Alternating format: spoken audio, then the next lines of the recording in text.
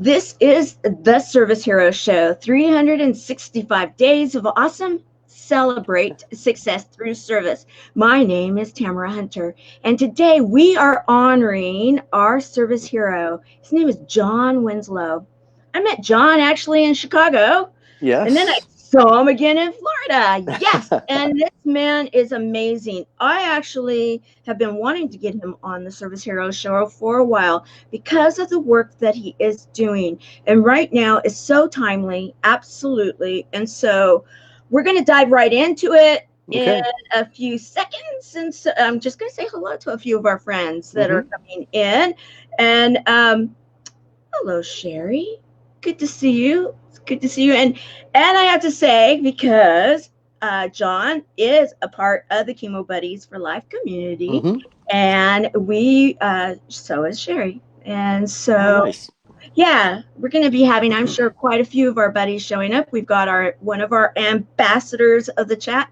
This is Ambassador Helene Wilson. Good to see you, Helene, one of my Hi, buddies. Helene. And so, you are one of the good guys. You're one of the heroes Mm. anyway. I mean, 20 years in the fire service. Yeah, That if nothing else, every kid, I'm going to say every kid, wants to at exactly. one time, be on that big red or yellow Yeah, or whatever color they decide to do it, truck exactly. or engine. hmm And let's start there. What attracted you to become a firefighter? Um, you know what? I kind of like you said. I mean, even as a kid, I always thought that the fire department. Hi, Helene. Sorry.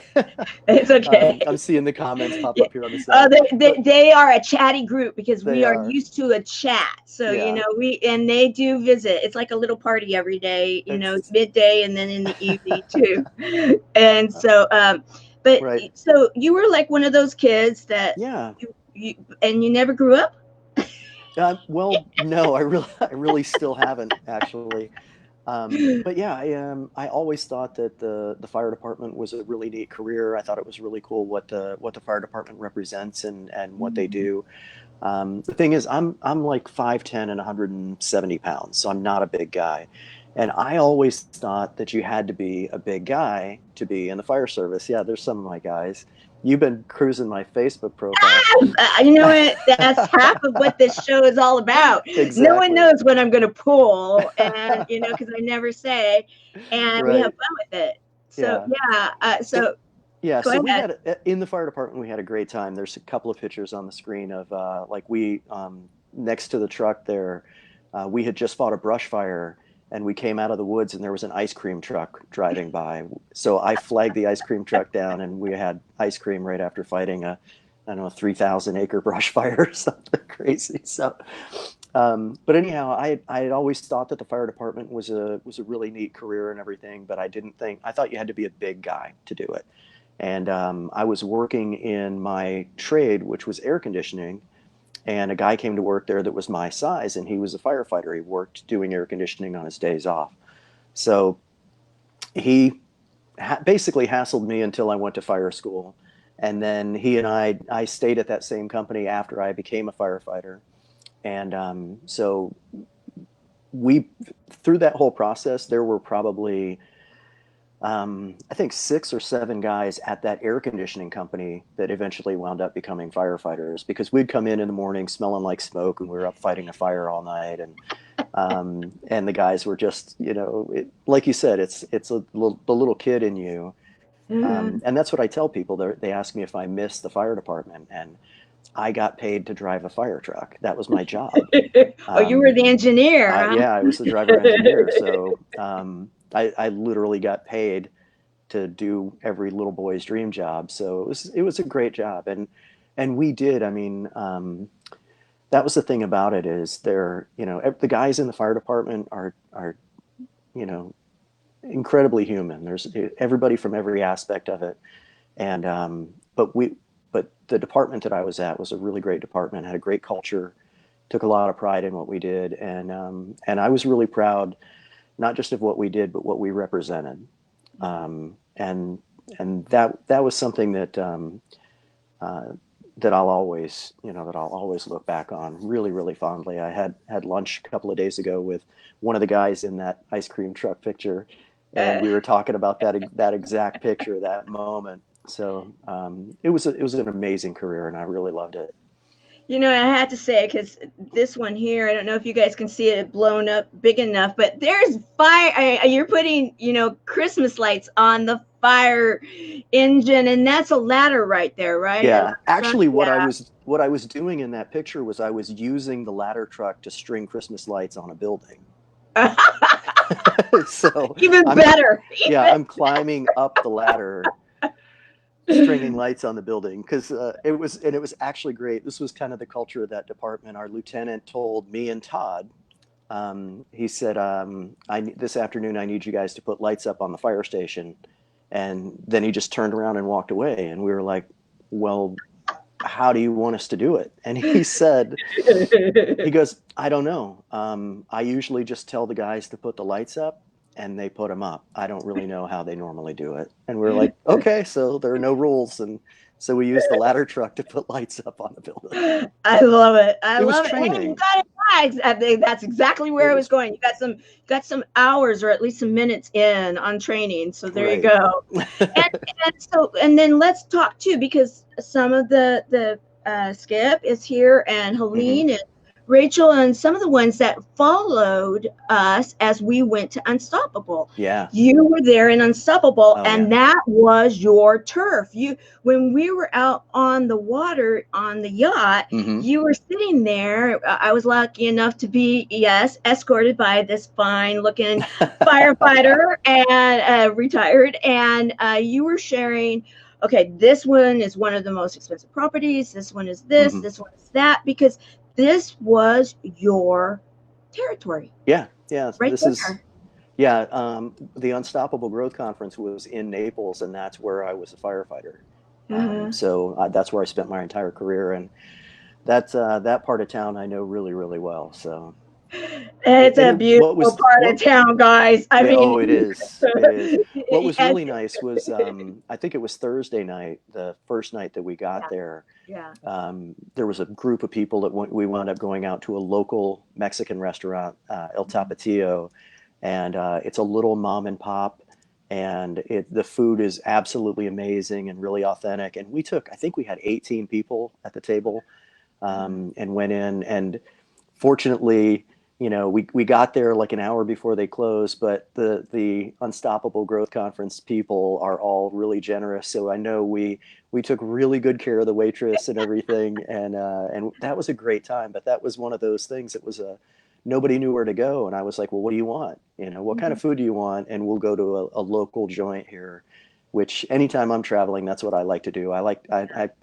My rules for traveling are absolutely no chain restaurants. I'm gonna find the local places that have the best of whatever town I'm in. That and I will say, because I know a few of them, firefighters like to eat, and so they usually know the local stuff, and they know the good stuff, and they also, since they also do inspections of the kitchens, so they know which kitchens you can trust. That's another thing about a firefighter. You can trust their recommendations for their local restaurants. And we can definitely tell you where to eat. Exactly. So with that too, that kind of segues into what it is, because I haven't really said it yet, and we're going to talk about it. Why it is that I wanted to bring you on the Service Hero Show. Yes, fire is fun, and thank you for your service in the fire department. However, you've moved on to huge issues. I mean, we're talking huge. And the segue is too, okay, restaurants, because and here in California, you have to ask for water. You have to ask for it. Now you don't, it just doesn't get served automatically. You have to ask for it. And because and that's fair, because of the fact that you've got to think about all of the waste that takes place. And there's so many people that are not getting proper water that they can consume, that's not going to harm them, that's actually going to do what the body needs for it to do. And so since you fire, take care of fire, you take care of it with water. And then, Right. of course, you live in the Florida area where you got an abundance of it all over the place, and so you decided to go into bringing the world water, and you came up with a unique idea. Yeah, yeah.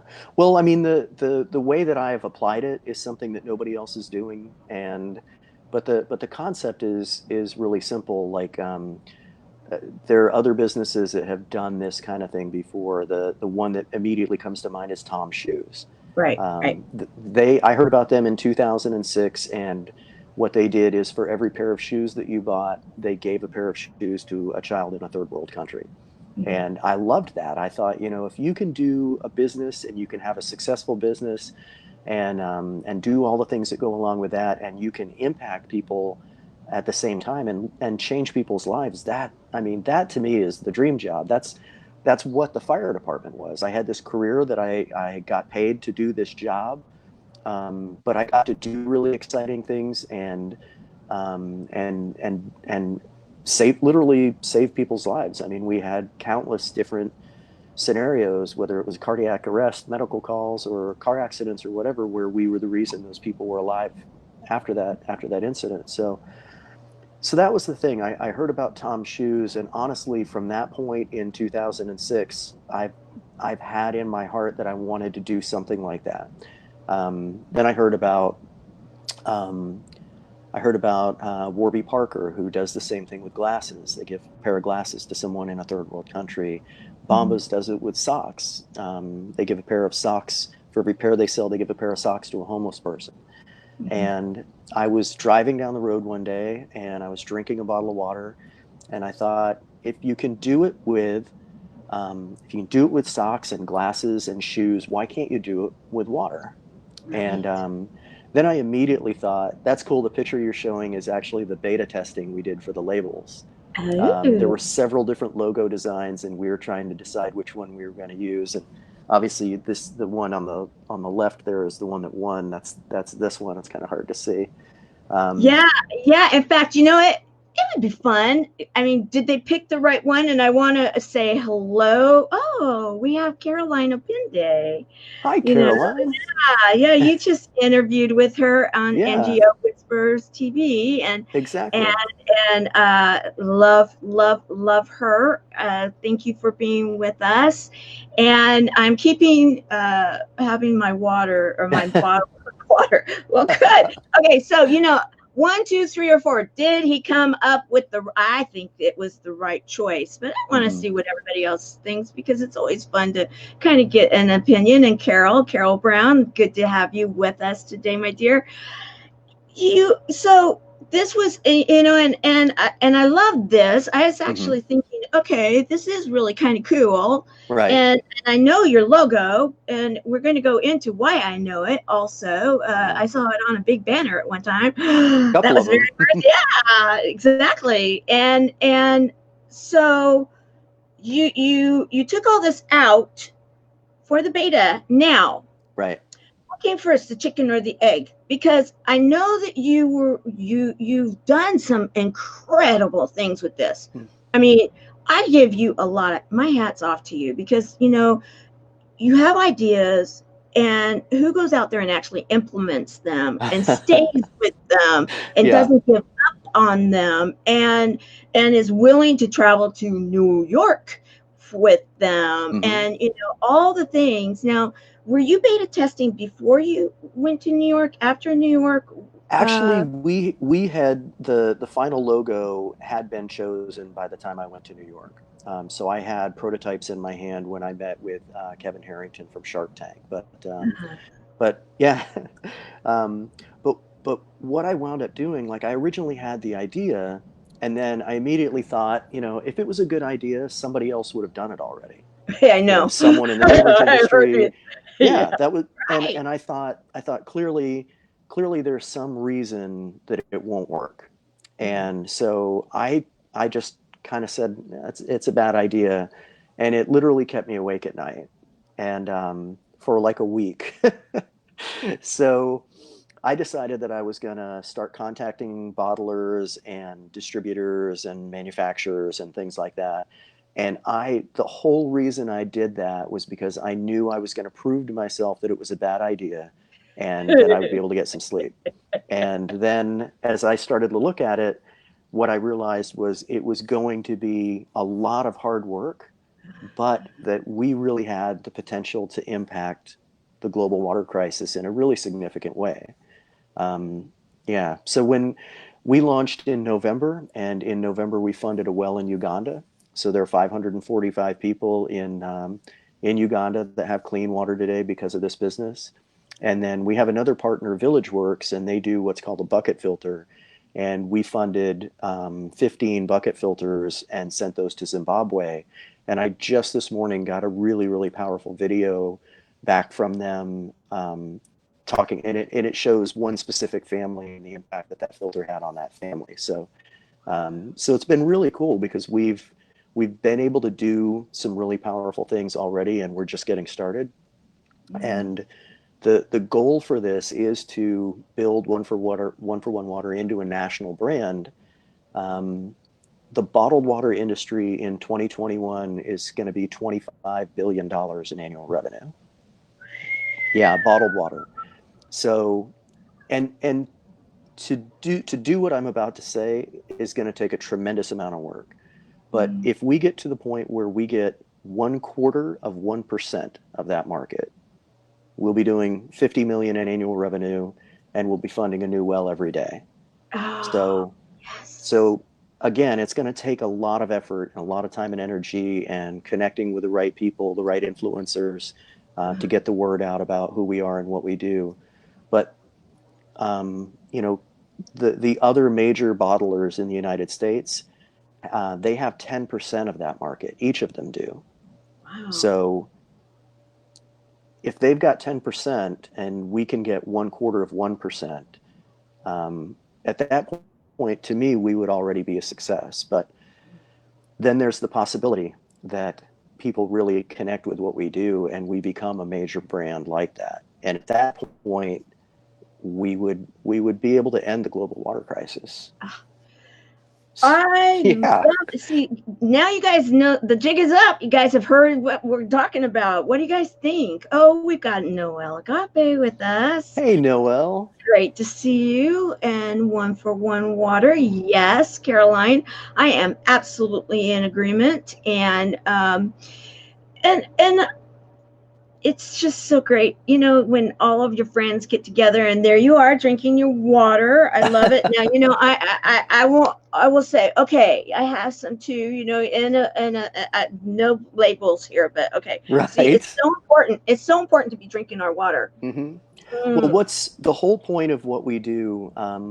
If I meet somebody and I've never met them before, people will ask, "What do you do?" And I don't tell them I have a bottled water business. I tell them I've created a way for compassionate people to have an impact on the global water crisis every day. And that's what this is all about, because it's not me doing it. I'm handing the tools to the people that care and giving them the ability to be the hero of the story. This is one of those problems. There are 1 billion people on the planet that don't have access to clean water. Mm-hmm. And then there are 2.5 billion that don't have access to clean water and sanitation. Right. So that's an unbelievable number of people. That's a huge problem. And what I've learned through this process, there's been a lot of learning and a lot of growth and a lot of stumbling and falling in this last 2 years to get to this point. But what I've learned is, I think what it is with people is people care. People are compassionate. If you saw a person and that person was hungry, you buy them food. You would do something to address that, because it's something that you can do and it bothers you, and you're going to step up and do something. But when it's 1 billion people, it's such a huge problem that people are overwhelmed by it, and they have to look away from it. You can't look at something that's that big and that painful and that hard to deal with. So people try to put it out of their mind.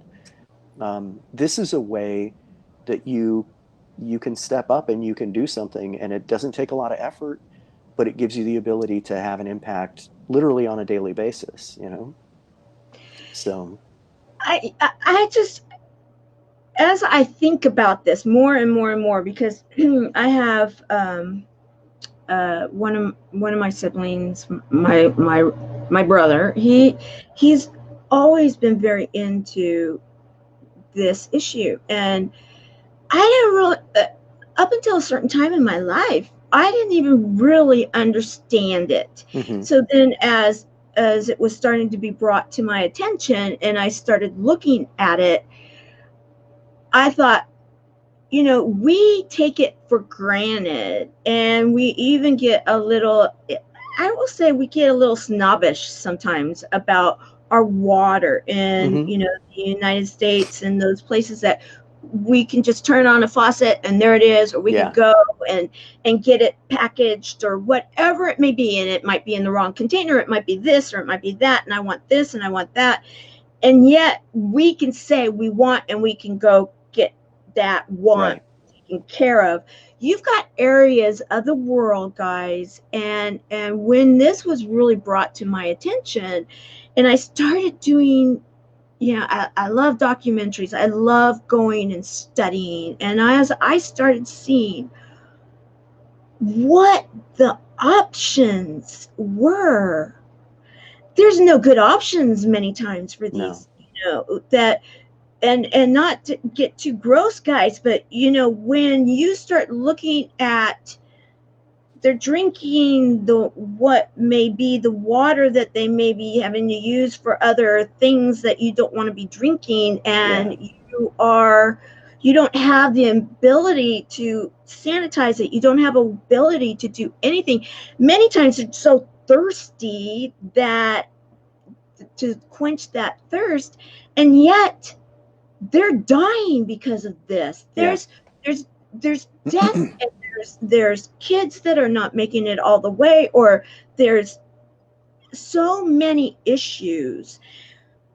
I mean, you can just go down the list. So many Mm-hmm. issues. I mean, Caroline Opende being here, you know that she would be able to go off the top of her head. Yeah. Probably, she's the facts and figure person for all of these kind of issues Yeah. throughout the world. And what was it? Okay, yeah, you're a firefighter. You're out there with the water. You're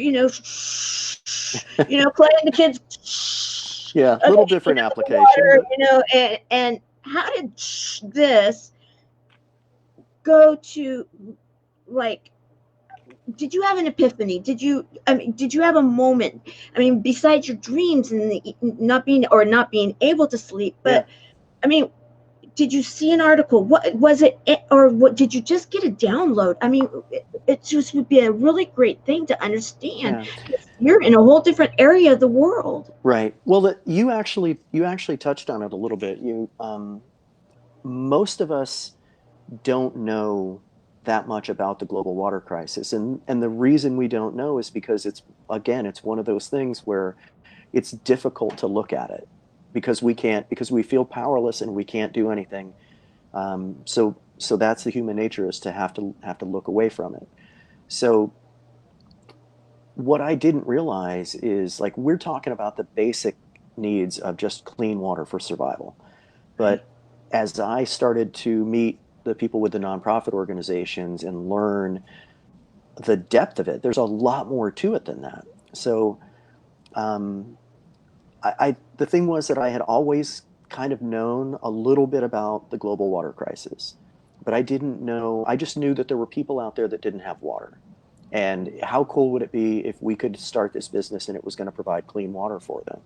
But there were so many other things. That's the reason I don't like doing public speaking at all. I don't. But what I've learned and what I've been, I don't know, what I've stepped up and accepted as my role as the founder of this company, uh, I'm learning that there's going to be a lot of public speaking involved with it. And and the reason is because, like, what I've learned when you talking specifically about providing the clean water is, it's providing clean water, providing a well in that village so there's clean water for people to drink. That's huge. But know is that in that community before the well, it's usually the mother and the daughters that gather the water. And they will spend 6 hours a day traveling to get the water and bring it back. And it's still not sanitary. It still has bacteria in it when they get it back. So in that journey, they're traveling through dangerous country. There are human and animal predators out there. They're in incredible danger, and they're wasting just countless hours of their lives because they have to do that to provide water for their family. When that well goes into that community, it provides clean water, but it also provides safety because the mother and daughters don't have to do that anymore. They can walk right out, 10 feet outside their door, and the well is right there. So they don't have that. They don't have the danger that they had before. Now that mother can work. She can work at home. She can have a garden. She can sew. She can do anything. And that daughter can go to school. So, and the sons typically go to work with their fathers. So now that their mother can work at home, now that son can go to school. So that well has so many more impacts other than just the clean water. The clean water by itself was the part that I knew about when I started down this path 2 years ago. And in the process, I've learned how much more is done because of their safety, because of their health, because they have an education, and because they have hope. Right. That's to spend that many hours every day just trudging back and forth to get water to survive. There's no hope built into that. But for a mother and father to be able to send their child to school, now there's hope. There's hope that there can be a better future for their children than what they have had their entire lives. One of the pictures I sent you was from Living Water International, one of our nonprofit partners, and it was a picture of a woman holding a baby. And the comment that she sent me, the representative from Living Water International, she said, "This child will never know the struggles that her mother and father knew." And it was because of the well that we funded in that village. And that's humbling. I mean, who gets to do this? So, I mean, I love what I do. I love that this idea was mine. But this whole, I've always been an employee before. I mean, I've been in management, I've been in leadership, in the fire department, in air conditioning. But stepping out into this, I have no experience in the beverage industry, which is a huge industry and a very complicated industry. Yeah. But I looked at this, and this was so much bigger than me that I realized it was something that I had to do. And I knew that I was going to have to do more. I knew I was going to have to learn more. But one thing that's been really great about like the Unstoppable Growth Conference and the group of people from Next Impactor and having these people around me is I was comfortable with learning more. I was comfortable with doing more. But what I didn't realize is when you push yourself out of your comfort zone, it shows the weaknesses in yourself as well. And those things, I mean, it's been a really, really huge opportunity for learning and that kind of thing, but also for personal growth. I mean, it's been an absolute roller coaster. It's been amazing. And we're just getting started. So. And I apologize, guys, that I couldn't bring that picture up because for some reason I'm having a problem with there, it. Tamara? So I can't hear you. yeah, I'm here. Is there a problem? Can sound check? Anybody that Hey, comments? Tamara, I can't hear you. Can you hear me? Yeah, I can hear you. Okay. So comments. Let me know if you guys can hear me because mine is showing that the mic is still on. So let's figure this out. Why he is not being able to hear? Yeah, go ahead and read. Okay. And can you hear me now? Testing. Can you hear me? This is what's always fun, guys. It just always is something happening. If you want to go ahead and take your earbuds out. Can you hear me, John? Oh no, you guys can hear me, but I can't hear Tamara. Okay, take that out. Yeah, I did. Okay, you can't hear me? Hand signals to try to figure this out, but Okay, you know what? huh, What I may end up let doing me is see. having him come right back in. Okay, you can hear me. Thank you, Caroline. Okay, Okay. so what I'm gonna do is Huh. I'm gonna go ahead and take him That's off really the line, weird. and he'll come back in. That's okay. We'll have him come right back in. This is what's fun about streaming media. You never know what's going to happen. Wanda, great to have you with us today. And, guys, I'd like to hear, first of all, please share hashtag live, hashtag replay. And, and then what I would like to also know is if I would like to take a little informal poll. If you knew that there was such a huge issue with a water crisis, an international water crisis, that there were people in the world that did not have the ability to have clean water. Okay, here he comes. That didn't have and then to think about the impact that has not only on the family, but also, can you hear me now? I can hear you now. I'm back. Oh, wonderful, wonderful. I was just taking an informal poll and asking them to hashtag live, hashtag replay. And then I was asking, number one, if they knew that there was such a huge issue when it came to clean water throughout the world. And then number two, if they knew that how having a well and the ability to have the clean water close to home can actually impact a community, a family, and a community. Yeah. Because you're talking family, you're talking community, you're talking revenue, you're talking education, you're talking infrastructure, then you're talking a whole new way of life. Yeah. The next generation is going to completely look different than this generation because of clean water. Right. Right. Clean That water. was the thing is I understood the need for clean water. I mean, we all get that. That's really a basic survival thing, but I didn't understand all of the other impacts. So that's what I mean is as through this I've learned, and most people that I know, compassionate, caring people don't really understand the full depth of it. And like one of the nonprofits that we work with is Village Works, and they do what's called a bucket filter. And it's we've got three nonprofits. Village Works does the bucket filter, and those are for small communities, 50 people or less. Okay. Or if they're in a community where geographically it's impossible to get a well drilling rig to those folks. So all you do, it's really simple. You take a bucket, you drill a hole in the bottom of it, screw this filter into the bottom of it, and that filter will provide clean water for a family of four for 10 years. Wow. And that filter costs $30. Oh, that is $30. Yeah. wow. So, right. And we have hats and shirts and things with the logo on them. I'm actually shamelessly wearing one right now with I the love it. logo. Love Um, it.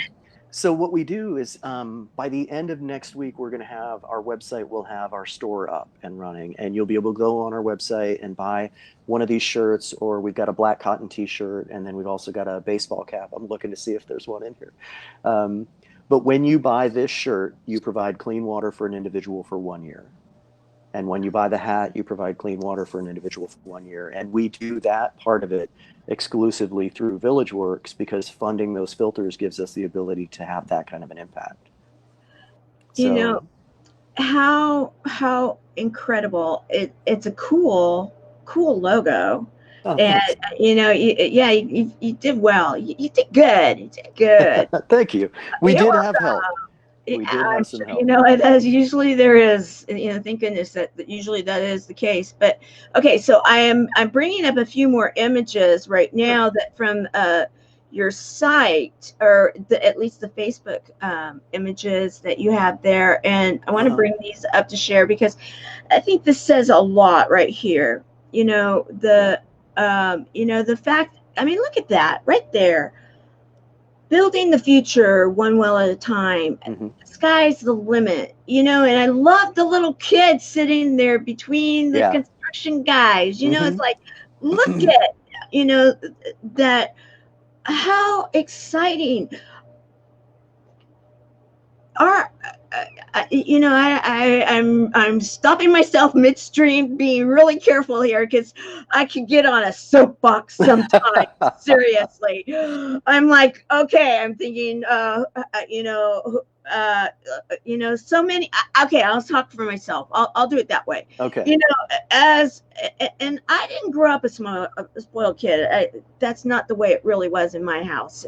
We weren't allowed to be really spoiled, Right. and yet I'm thinking back on my childhood, right? And I'm Right. thinking back on things I took for granted, and I kind of the expectation, and wink wink guys, I think there's a little of that going on, Yeah.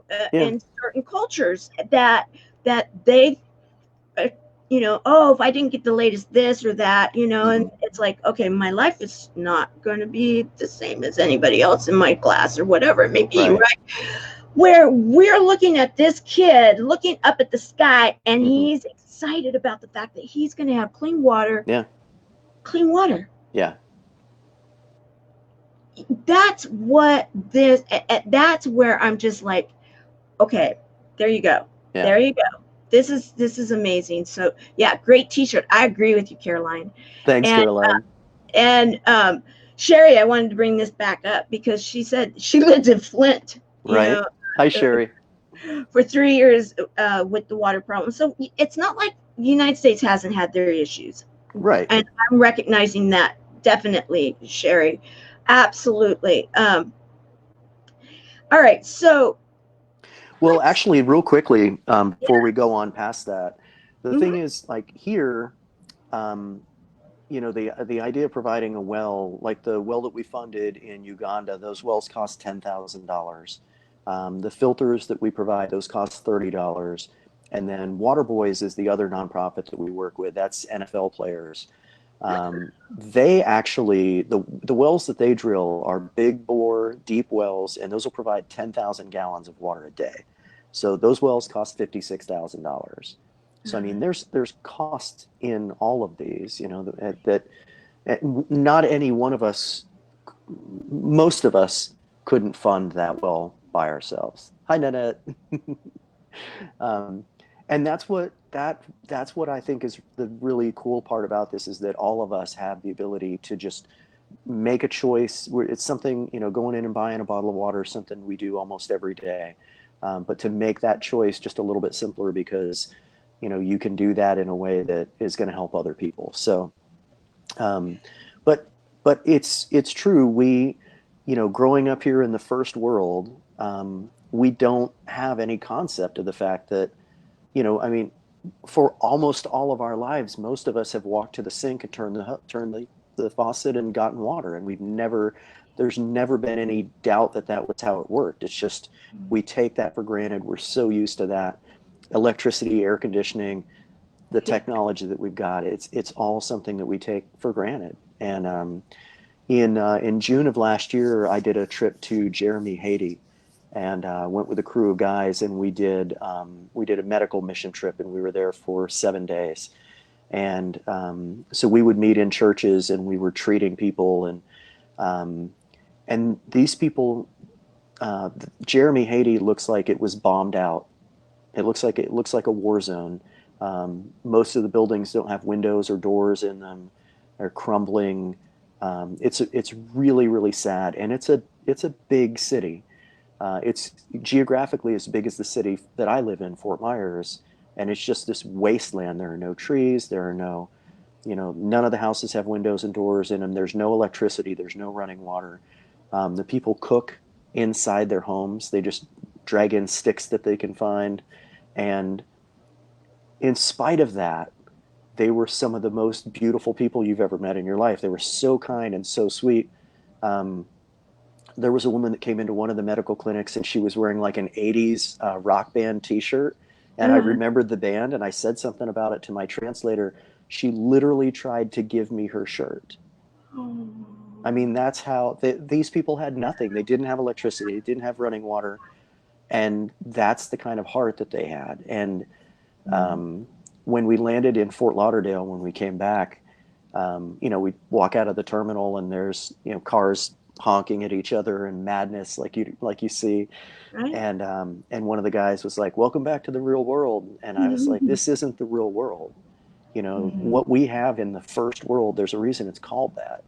We're in the top 1%. And if you have a roof over your head and electricity and water, you're in the top 1% on the planet. And unless you travel or unless you experience it, seeing it on TV is not the same. When you're in a city and as far as you can see all the way around you is just desolation and destruction. But these people, like I said, they had hope. They were really, really beautiful people, and I loved it there. I can't wait to go back and serve there again, because they were, I don't know, they were just unbelievable. And it was one of those things where, by the end of the first day, we got back to the camp that we were staying at, and one of the leaders was like, "Well, what was your impression of today?" And I said, "We're on the first day, and I know I'll never be the same." Uh-huh. Uh-huh. And we had a week to go, so. And you sharing that even right now, there's just and I'm sure everybody else is feeling the same thing. I'm just hearing it. It helps you to understand, and I'm picturing it. And I live in Southern California, and Hmm. I have gone down to on the other side of the border. When I was younger, we used to go down on service trips Hmm. and help with to maybe rework a house, and we were Right. helping a lot of the families that had so many families have crippled and disabled family members, given the whole it could be. Malnutrition and Yeah, everything else. Yeah. exactly. And then when they have assisted equipment, the houses, they don't have the fire department to go and say it's against code or you this or that. Yeah. It's you just do what you have to do. You just even if you have to pick them up and then bring them in or whatever it may be. And so we would go and we would do service trips. And as a young child, I remember thinking, or as maybe a teenager, thinking, "Oh my, I really did. I took things for granted Yeah. then."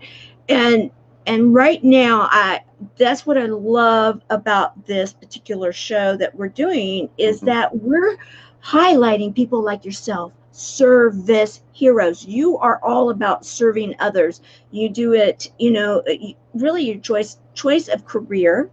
Hmm. You're going out on your mission trips and the service trips like you have, and then with this particular company.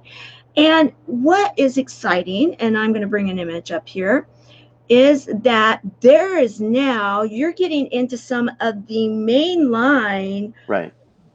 locations where you can start finding this. 7-Eleven, some of these things are probably East Coast things Right. that I don't recognize the names, but Hmm. any of you that are East Coasters, Bayfront Inn, Oaks Farms, Wynn, Seed and Bacon Market, and then Kun Johnny.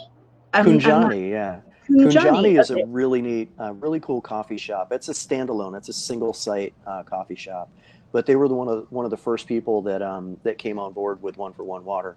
Um, Kunjani is an African word that means, I think it means "How are you?" Blank. I'm drawing a total blank now that I started talking about it. But that is just a really cool, like, their slogan for the coffee shop is "All you need is love." And so if you, I yeah, love it. and they're a little tiny coffee shop, but they've got great coffee and great baked goods and stuff like that. But they sell so much One for One Water, because like they have artwork hanging on the wall and things that are for sale in the shop, and it's all fair trade stuff that's made out of Africa. So so everything about them is mission oriented to try to create opportunities for people in Africa to sell their goods. And so the people that come in there just, they're happy to, they're, they have that kind of heart already. And they sell a ton of 1-for-1 water because it also, I don't think we've actually talked about this, like the whole point behind what we did. I wanted to make sure that 1-for-1 water had legs of its own to stand on. I didn't want it to be something where the main reason people bought it was because of the mission. Right, And right, right. Yeah. So, exactly. So I wanted a really great product, and I mhm. wanted really great packaging, and we had to be competitive on our pricing, and we did all of those things. So the spring that we source our water from in 2017, it won the world's best tasting spring water. I saw one of the chemo buddies make a comment a little while ago about how hard it is to stay hydrated when you're on chemotherapy.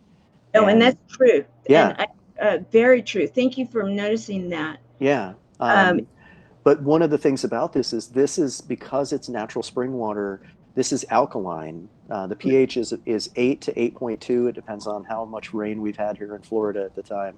But so it's naturally alkaline, and that's really really good for you. And it's got the minerals in it. This natural spring water is what our bodies were made to drink. Most tap water is acidic. It's got a pH of like 6.5, and that's not good for you. I mean, you might as well be drinking a cola of some kind. So, so I was really, really happy. That's where we met. Next Impact. yes, yes. And I'm bringing this up not necessarily because of me, but I'm bringing this up because no, guys, but because of what you're saying right now. Hmm. At this event, Hmm. there was a friend of ours, both of Hmm. ours, that Yes. she says that your water and Hmm. you yourself and your water were huge. She was having some issues, Hmm. and you showed up. She's like, you were her angel. The water was what she needed, and it changed the whole experience for her. And so that's why I brought it up. I was going to Yeah. go look for a picture of her because she's a dear friend of the show, Yes. and one of our volunteers. And in fact, guys, chemo buddies, she's one of the Magic Monday duo. Wink, wink. You and Right. and and so the water, because you had the water there, you were one of Hmm. the sponsors Yep. at the Next Impactor, and then Yeah. again at the Unstoppable Growth Hmm. Conference. Right. And when there was this issue, and she actually, because it was a medical situation, and Yes. she actually said that it made all the difference. Well, I walked by and um, I I'm really really observant when it comes to people and what's going on around me. Um, I see things. I'm just paying attention, I guess. But anyhow, I walked by and I saw her standing kind of off by herself, and she looked very faint, you know. Yeah. And I can't just walk away from that. So I kind of wandered over and said, "Hey, how you doing?" and introduced myself, and we started talking. And like you said, she had a medical issue going on at the time. So um, I talked to her for a minute, made sure that she was okay and that she wasn't going to pass out right then. And I don't remember if I had the water with me or if I had to go get one for her. But it's really really important to stay hydrated. I mean, and that's what's really cool is that the human body needs 2 liters of water a day to be healthy. Like if you don't have any health crisis going on, the average person needs 2 liters of water a day to be healthy, and very few people get that. So um, I was talking to a guy that has a global marketing company the other day, and his company's motto is, if saving the world isn't fun, nobody's going to do it. And yeah. I like that. I like and it. uh, and so he and I were talking about 1-for-1 water, and I was like, 1-for-1 water, saving the world, refreshing. I love So it. And yeah. you gotta have some fun. Okay, I have to bring this up because Yes. look at this, guys. Where's the other one? There's a close up of it. Well, I'll just bring this one up too. I Hmm. love the images too. Like, okay, so you got the little car, you got the, and you're educating about water, and you're Right. making it fun. Hmm. This is fun stuff, Oh yeah.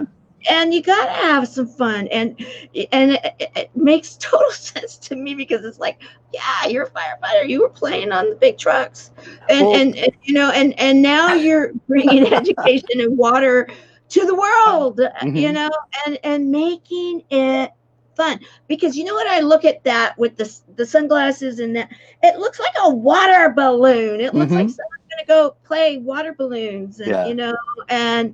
and look at that cute little zippy car. It's like, Yeah, I could zipping around in that thing. one of the, I think I told you earlier that I had lunch last week with one of the guys that was in that ice cream truck picture, and he Right. was my partner on the rescue truck for years and everything. So Todd and I are really good friends, and he actually said that to me, and it was one of the things, like I miss the fire department every time I see a fire truck go through an intersection. I kind of go, oh man, it was such a great job, and with such a great crew of guys. Yeah. And Todd looked at me, and he actually looked like he was a little bit upset with me, and he said, "It's not as much fun now that you're not there." Oh, And it really did make me sad. It actually is right now, but you yeah. were talking about finding the fun, and I'm that guy. I can find Yeah. the fun. Yeah. And we did so many silly things. We were, inside a building that's on fire, and we're still joking around and being silly. So the fire department was a great fit for me because that was acceptable in that culture. And corporate America really would not have been a great fit for me.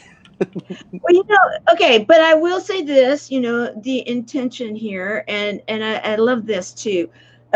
Think about things differently, I love and that. Yeah. again, yeah, in a corporate America, you are now truly, if you will, corporate America, because Yeah. you have a company that is now going to your corporate world, really, international Hmm. corporate, because you have a company that you are going to build to be one of the huge, we're putting it out there, why think small? I don't, Hmm.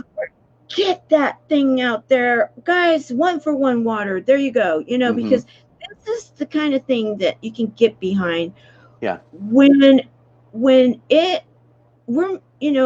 I hope we're making the case right now that this brand here, you notice I wore the color.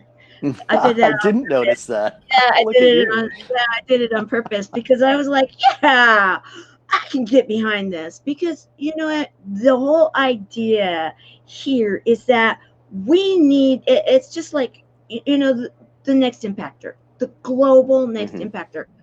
It's all about all of the impactors, because so many of them are working with chemo buddies now. So Yeah. many of them are working with each other to make what it was that the platforms that they came with, to make a difference in the world. They haven't given up on them. I mean, Right. they're doing, and everybody's helping collectively. Hmm. And that's what community is all about. And Yeah. so when we can, with our community, we now have made a case, I believe, that you're doing it for the right reasons. You're having fun with it, which is Yes. good. You're stick with it.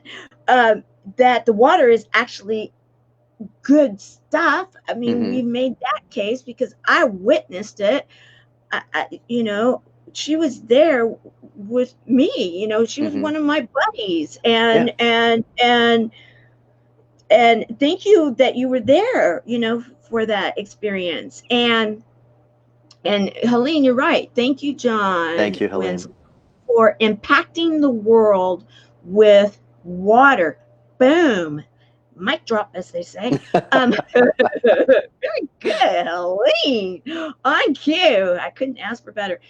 As we start to close this time up, we could talk forever about this Yeah. because it's good stuff. But as we start to close up, what I want to do is I want to drop myself down from the line for a moment, and I want you to be able to talk to everybody. Have a moment in time where you can do it. Wink, wink. I got your back. If I see anything, I'll come right back up and I'll take care of you. Okay. Okay. But just a closing thought, a nugget, something that you want to just say All Okay. right. Is there really quick? Is there with the people that we've got over on the side? Is there anybody that has any question that we haven't really talked about yet? Uh, Good anything? question. Maybe that'll give me something to talk about. Well, Well, and you know what? I will also say this because many of them are our buddies, and hmm we will invite you because you're part of the buddies. You're in our yes. community. We'll invite you into one of the chats too. We'll Okay. have a chat. We'll have a chat so that they can, ask more questions about it. We can be very specific, and this is what we do for anybody that you guys can come and join us too. Anybody that's watching this, hmm that we are chemo buddies for life, and we don't exclude people that haven't had cancer. Don't worry Right. about that. You don't have to. Most people have been affected one way or another. Yeah. Yeah. We've all However, lost somebody. yeah, and so we have support people and we have the patients. And also, right now, we've been opening it up for those that have been affected by what's happening right now and feeling isolated and alone. Because that's Yeah. our mission, is to ease the suffering of isolation for those that have been affected by cancer, the patient and the Yeah. support person. So, let's see, is anybody asking Sherry every asked if Sherry's question was, can we buy one for one locally? Where is Sherry located? Do we know? Sherry, remind me where you are. She's in Grand Rapids, I believe. Okay. I'm We going to are drop myself down and I'm going to let you talk with them for a few moments. okay. All right. So right now, One for One Water, we're based in Florida and we're launched in Florida. So right now, that's about as far as we've gotten. We're talking to grocers and convenience stores and retailers, coffee shops, places like that in the southeastern United States is where we want to build out. So the plan is that we're going to build out and get good market and get good volume going in those areas, and then we'll move on to the rest of the United States. Until that point, though, by the end of next week on our website, which is oneforOnewater.com, and it's the numbers 141water.com. Anyhow, on our website, you'll be able to go on there, and Amazon is going to be doing fulfillment for us. So you'll be able to buy cases of One for One Water and have them shipped directly to your house. And then also, I think I mentioned earlier, the hats and the shirts and stuff will be available on there. And with every hat that you buy or every shirt that you buy, you provide clean water for an individual for 1 year. Um, Caroline just asked if we have plans to take One for One Water global. And actually, Caroline, after I was on the NGO Whisperer with you a couple of weeks ago, a gentleman from Africa reached out to me through LinkedIn and asked me that same question.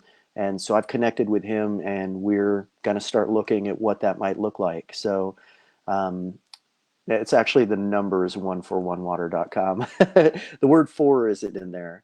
But anyhow, so that's the idea is, when I was a firefighter, I never thought that I would be running a beverage company or bottled water business at any point. So I don't really have any idea where this is going to wind up. It may wind up being a global business. It may be something that we either we either expand it ourselves and go into Europe and Asia and Africa and places like that. But there it is. But anyhow, I don't really know. I don't know what it's going to lead to, and I'm just really like I said, I'm really excited about it because I just love what we do. If it was just a bottled water business and it was just about making profit and having a brand and all of that, I wouldn't have done it. I wouldn't have started it. It was the fact that we can have an impact on the global water crisis. We talked earlier.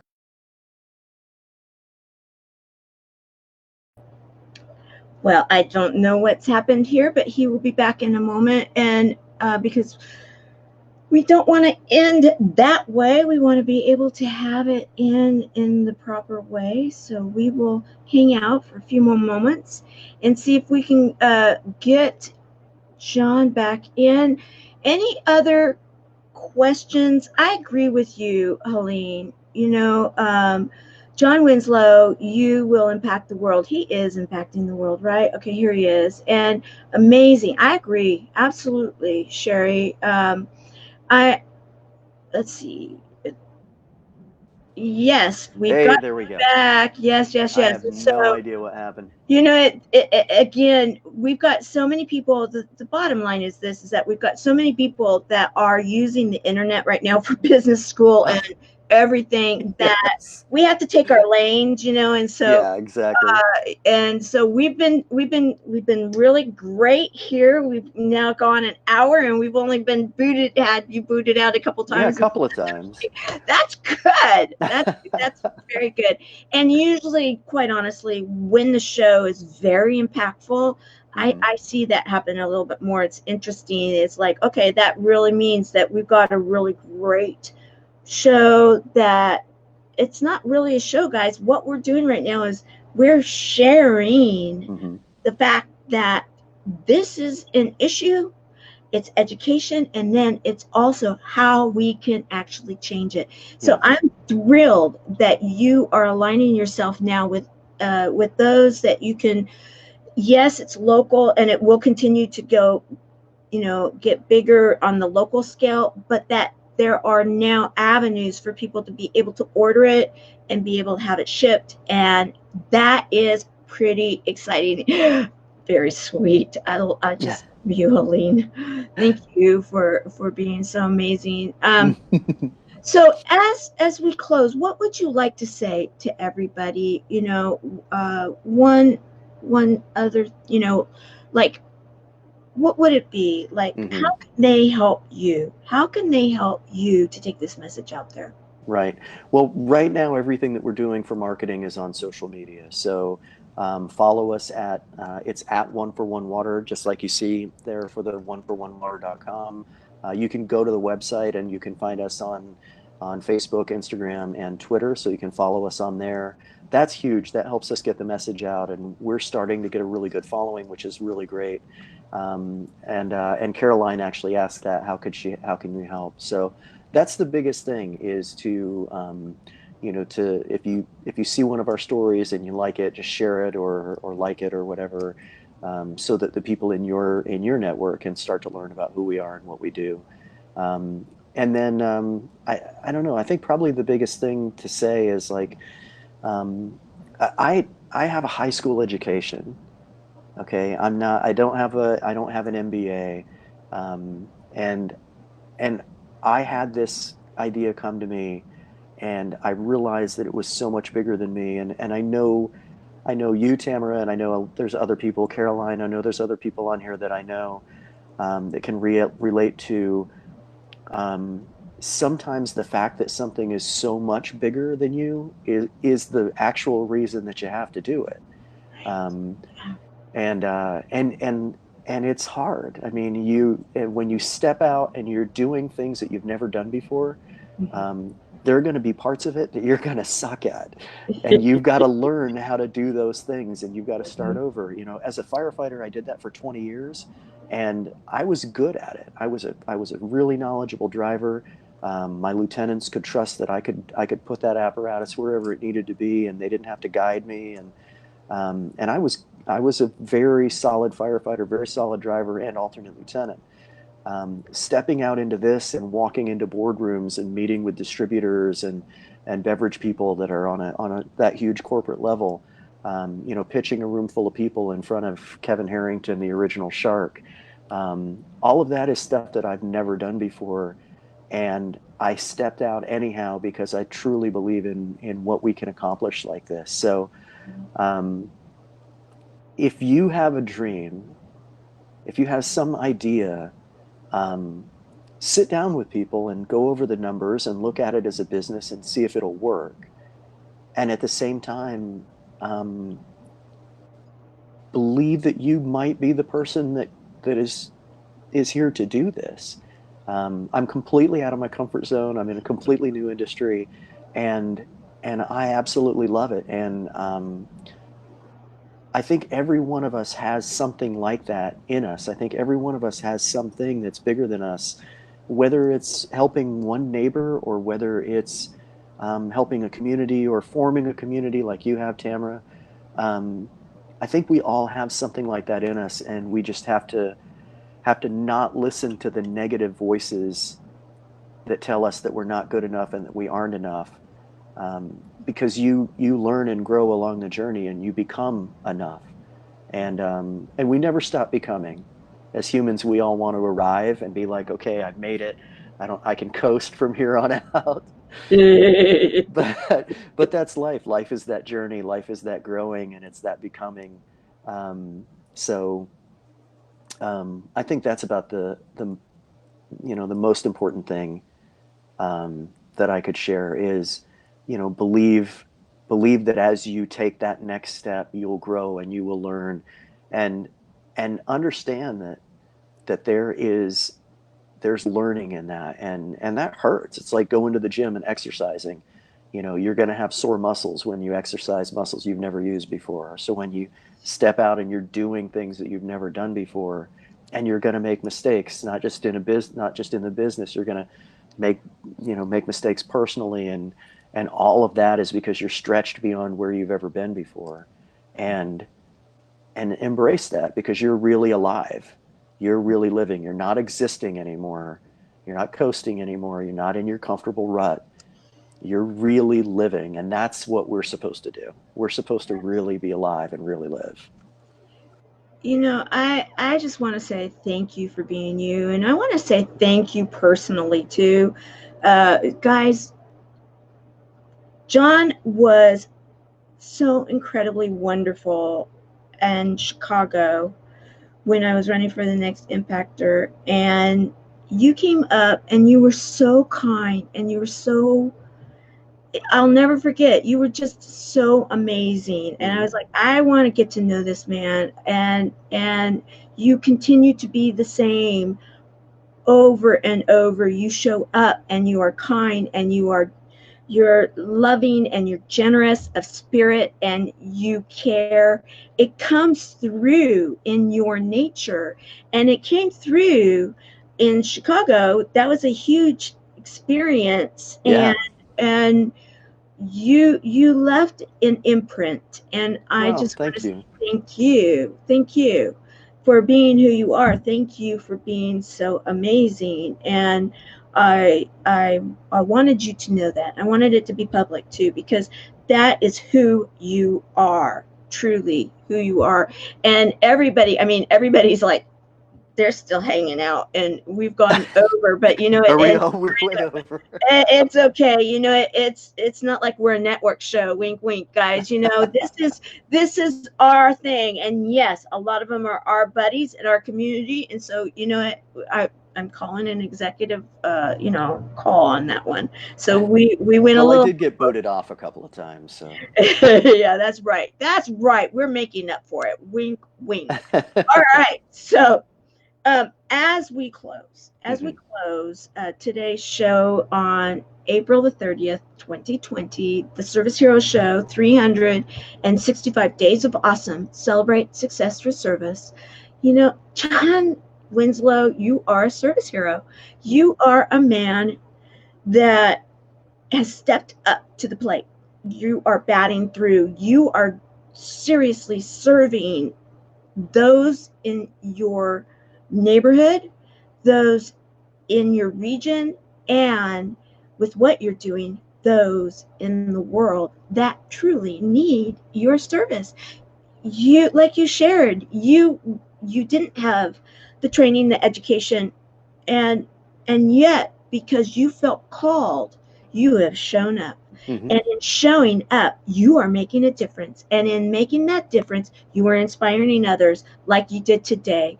You are a service hero. You've Thank you, turned Tamara.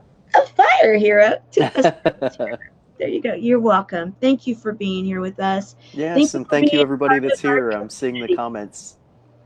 Yes. Everybody loves you, and we'll have you on inside the community too. So anybody that wants to come and join us, go to Chemo Buddies, the number 4 life page here on Facebook, and go to the closed group and join. It's that simple. And we just ask that anything that takes place in the chat, unless we in the leadership share it out, and we're very careful. Everything else stays in the chat, kind of like Vegas. Let wink, wink, right? And so, because that's our safe place. But we share a lot of humor, hope, heart, hugs, and a lot of love. Mm-hmm. And so tonight it's Thankful Thursday with Carol and Barbara. They'll be leading the chat, but it's a chat. That's why they talk like, we have a chat situation, and they get to know each other, and we love it. We love it. So come join us if you'd like. It's a lot of fun. All right. Thank you, John, for everything Thank you, Tamara. you're doing. And thank you, everybody that's here. All right. Make it a great day. Bye-bye. Bye, everyone.